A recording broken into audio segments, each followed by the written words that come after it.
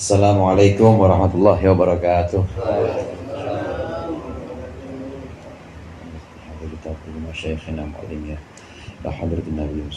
Al-Fatihah.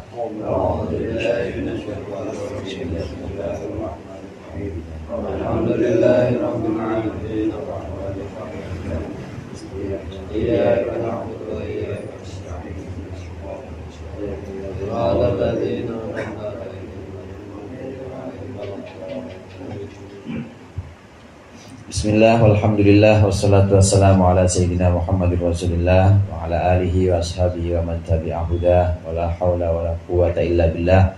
Amma ba'du. Segenap jamaah halaqatul munfarijah yang dirahmati oleh Allah, mari sama-sama kita mulai zikir ini. Sebelum dimulai zikir, kita baca kitab Mau'izatul Mu'minin. Di antara adabnya makan, yang pertama kemarin, hendaklah kita makan makanan yang sehat dan juga halal.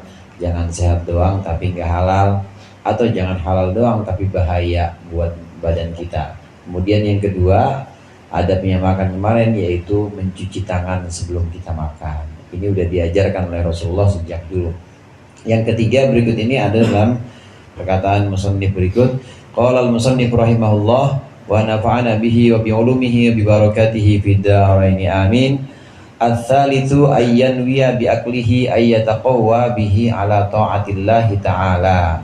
Yang ketiga, hendaklah seseorang berniat dengan makan, dia niat untuk memperkuat dirinya dalam rangka taat pada Allah, liyakuna muti'an bil akli, supaya dia menjadi orang yang taat dalam makanannya itu. Wa min darurati hadhihi niyyah Allah yamuddal yada ila ta'ami illa wa huwa ja'iun. Dan termasuk yang harus dipentingkan dalam niat ini, hendaklah seseorang tidak memanjangkan tangannya, tidak mengulurkan tangannya kepada makanan kecuali dalam keadaan lapar. Fayakunul ju'u ahada ma la budda min taqdimihi alal akli. Maka lapar itu menjadi satu pembukaan atau muqaddimah. Jadi orang kalau mau makan nih harus lapar dulu. Ini caranya atau adabnya yang baik, kalau udah lapar baru makan. Tsumma yambagi ayyarfa'a al-yada qabla syam'i. Hendaklah dia mengangkat, seyogianya dia mengangkat tangannya sebelum kenyang. Berhenti kalau udah kelihatan udah mau kenyang nih, berhenti. Sebelum kenyang harus sudah berhenti. Wa man fa'ala dzalika istagna 'anit tabib. Siapa yang melakukan ini, maka dia akan cukup atau tidak butuh dengan dokter. Ini kita diajarkan kiat atau cara sehat Rasulullah sallallahu alaihi wasallam. Cara sehat Rasulullah sallallahu alaihi wasallam antara lain makan kalau udah lapar dan berhenti sebelum kenyang. Itu caranya. Karena semua penyakit itu datangnya dari makanan, saudara. Dari makanan, bukan dari rokok, bukan. Makanan itu yang perlu dipentingin, Ustaz Rosid. Makanan benar-benar harus diperhatiin. Kalau kita benar-benar kita menjaga makanan kita sehat, satu. Kemudian yang kedua, kita juga memang hendaklah makan itu niatnya untuk memperkuat diri kita untuk ibadah. Kalau niatnya memang makan nih buat sholat, makan ini buat bangun malam nanti supaya nggak masuk angin. Kalau kita niatkan seperti itu, andai gak jadi bangun malam, itu makannya udah taat. Makannya itu udah jadi satu ibadah. Karena memang niatnya dari awal adalah untuk taat atau untuk melaksanakan ibadah. Dalam rangka taat kita makan, dalam rangka melaksanakan ibadah kita makan. Harus diniatkan sejak awal kita makan. Dan jangan sampai kenyang. Sabda Rasulullah sallallahu alaihi wasallam, "Ma mala abnu Adam wi'an syarran min batnihi." Tidak ada yang lebih buruk dari manusia itu kecuali perut yang kenyang. Itu yang paling buruk itu.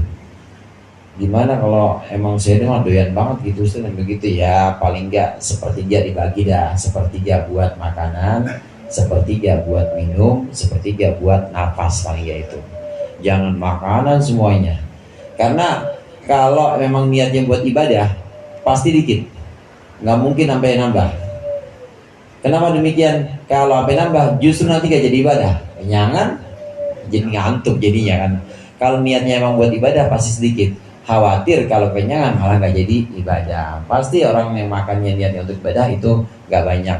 Kalau masih sulit juga ya tadi dibagilah, sepertiga buat minum atau air, sepertiga buat makanan, dan sepertiga buat napas. Jangan sampai kita penuhin hanya dengan makanan saja. Ini yang ketiga. Kemudian yang keempat, ar-rabi'u ayyardha bil mawjudi minar rizki wal hadiri minat ta'am. Yang keempat, hendaklah dia ridho, hendaklah dia senang dengan yang sudah wujud atau yang sudah ada dari rizkinya, dan juga yang hadir, yang ada di depannya, di hadapannya, berupa makanan. Udah nggak usah cari, orang tua dulu bilang kan kalau makan jangan nyari ayam ya Bang Pian ya, jangan nyari ikan kagak jadi makan ya, makan nyari ayam. Pokoknya yang ada di hadapan mata kita, yang ada di meja, itulah yang dimakan.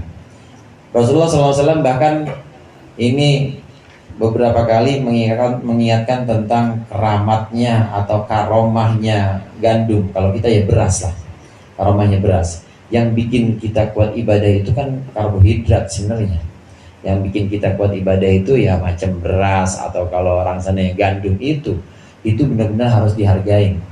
Kalau emang nggak ada lauk, kalau emang nggak ada ya temennya itu beras, ya udah makan itu aja. Garam dah, sama garam nggak apa-apa. Tapi jangan nyari-nyari, maksudnya jangan nyari-nyari, seadanya, karena itu yang disebut karbohidrat. Istilah Rasulullah itu al-khubz atau gandum, itu yang memperkuat ibadah kita, itu karbohidrat.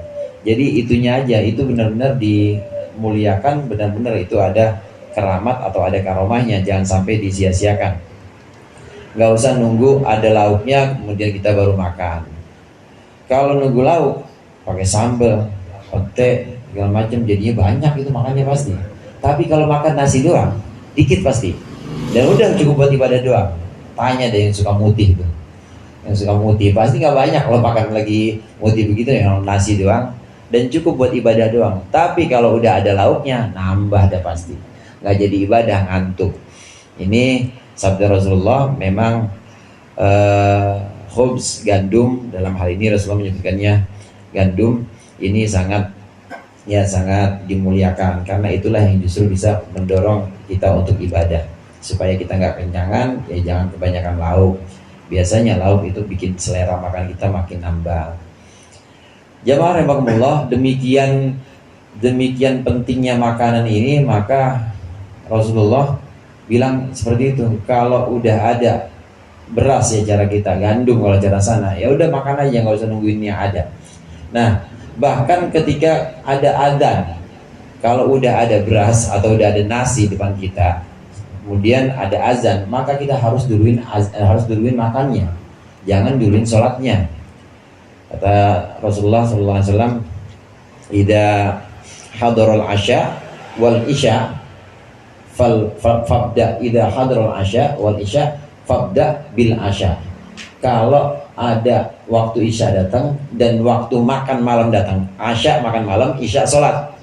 Kalau ada waktu isya datang dan waktu makan malam datang, artinya udah hadir di hadapan kita itu makanan, maka fabda bil asya, makan malam dulu. Jangan terus kita sholat isya dulu, didahulukan. Ini pentingnya.